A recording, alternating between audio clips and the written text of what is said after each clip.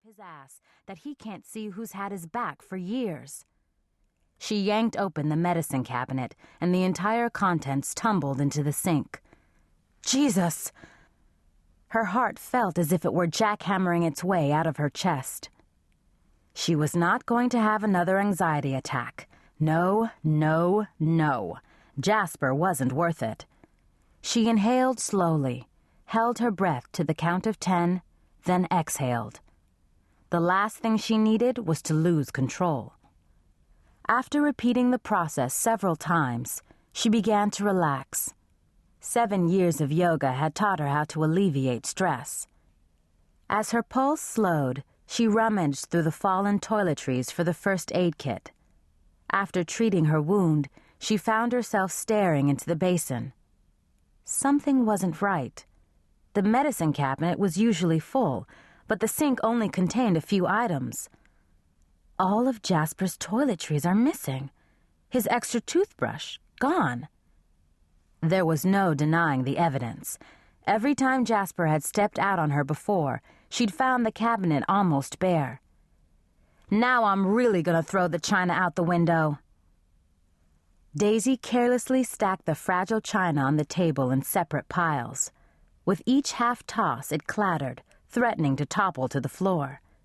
Silently, she urged it to fall, dared it to break like her relationship. Why not? Everything else Jasper claimed to love is broken. She snatched a plate and examined it.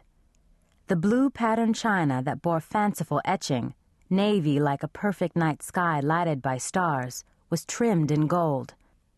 The hazy color she once thought beautiful was now as hideous as it was gaudy and old, ugly and disgusting. Haunting, like the bluish lips of the dead. She shivered. Flinging the dish on top of the stack, a vile film covered her fingertips. Smelling her hands, she realized the china smelled as bad as it looked. Its stench attacked her nostrils and made her mouth feel like cotton. Turning away, she bumped the table with her hip and watched the china shake, rattle, and fall. She headed to the kitchen.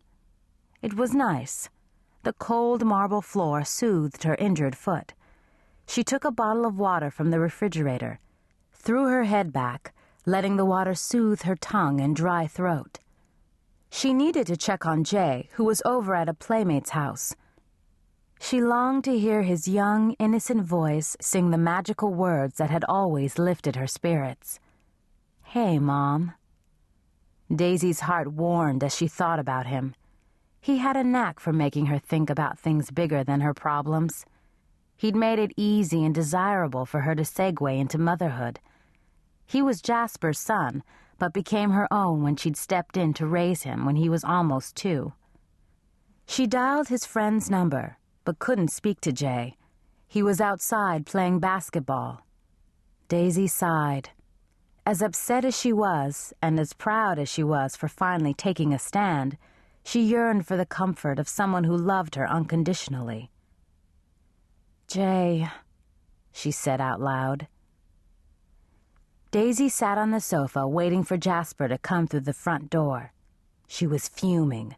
He should have had the decency to call. She picked up Jasper's photo from the end table.